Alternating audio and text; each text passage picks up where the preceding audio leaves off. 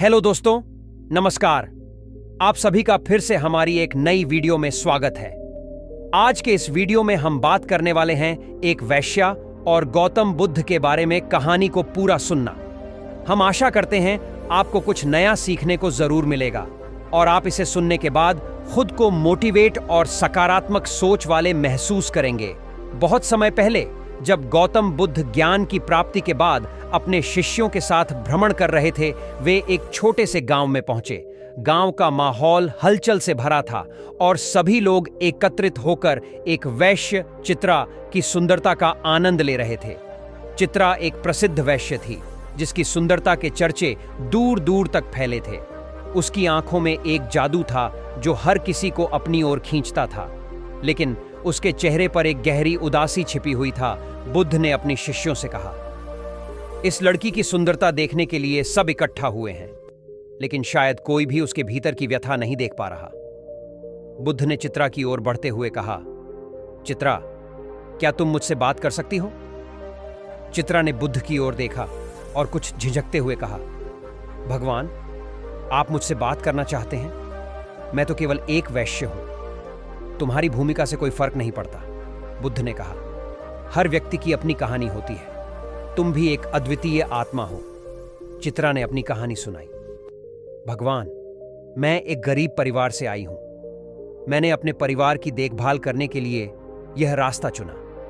लोग मेरी सुंदरता के लिए मुझे पसंद करते हैं, लेकिन वे कभी मेरी आत्मा को नहीं देख पाते। मुझे हमेशा यह लगता है कि लोग केवल मेरे रूप को जानते हैं, मेरे दिल को नहीं। बुद्ध ने ध्यान से उसकी बातें सुनी। सच्ची सुंदरता केवल बाहरी रूप में नहीं होती, उन्होंने कहा। यह हमारे विचारों, हमारे कार्यों और हमारे हृदय की गहराइयों में होती है। तुमने कभी सोचा है कि तुम्हारा असली मूल्य क्या है? चित्रा ने बुद्ध की बातों पर विचार किया। क्या मैं सच में अपनी आत्मा को पहचान सकती हूं? उसने आशंका जताई। बुद्ध ने उत्तर दिया, हां, ध्यान और साधना से तुम अपने भीतर की आवाज सुन सकती हो। अपनी सोच को स्पष्ट करो और अपने हृदय के गहनों को खोजो। चित्रा ने बुद्ध की सलाह मानी। उसने साधना करना शुरू किया और ध्यान की कला सीखी। दिनों के साथ उसने अपने भीतर की शांति और आत्म स्वीकृति का अनुभव किया। उसे एहसास हुआ कि उसकी सुंदरता केवल उसके रूप में नहीं, बल्कि उसकी करुणा और संवेदनशीलता में है। कुछ महीनों के बाद चित्रा ने अपने जीवन में कई बदलाव किए। उसने वैश्य के काम को छोड़ दिया और गांव की महिलाओं के साथ मिलकर एक स्कूल खोलने का निश्चय किया, जहां बच्चों को शिक्षा दी जा सके। वह अब न केवल एक वैश्य थी, बल्कि गांव की एक सम्मानित महिला बन गई थी, जो लोगों की मदद करती थी। गांव वाले उसकी सराहना करने लगे।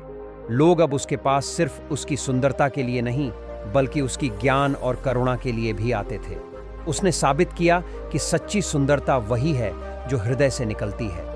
एक दिन बुद्ध फिर से गांव आए। उन्होंने चित्रा को देखकर मुस्कुराते हुए कहा, तुमने अपनी आत्मा की यात्रा की है चित्रा, यह तुम्हारी सच्ची सुंदरता है। चित्रा ने कहा, भगवान, आपकी कृपा से मैंने अपने भीतर की शक्ति को पहचान लिया है। अब मैं जानती हूं कि असली सौंदर्य क्या होता है। बुद्ध ने उसे आशीर्वाद दिया और कहा, याद रखो, जब तुम अपने हृदय की आवाज सुनोगी तो तुम सच्चे सुख का अनुभव करोगे। इस तरह चित्रा ने अपनी पहचान को पुनर्परिभाषित किया। वह केवल एक वैश्य नहीं थी, बल्कि एक प्रेरणा बन गई। गांव में उसकी उपस्थिति ने सबको यह सिखाया कि बाहरी रूप की चमक से अधिक महत्वपूर्ण हमारे विचार और हमारे कार्य हैं। बुद्ध और चित्रा की यह कहानी न केवल एक वैश्य की आत्मा की खोज थी, बल्कि यह इस बात की पुष्टि भी थी कि सच्चा सौंदर्य हमेशा अंदर से निकलता है। चित्रा ने यह साबित कर दिया कि हम सभी में अपनी सुंदरता को पहचानने की क्षमता है और हमें कभी भी अपनी आत्मा की गहराइयों को नहीं भूलना चाहिए। दोस्तों, अगर आपने हमारी वीडियो से कुछ सीखा है और ऐसे ही और वीडियो देखना चाहते हैं, तो हमारे चैनल सत्यता की खोज को सब्सक्राइब करके रखें। धन्यवाद।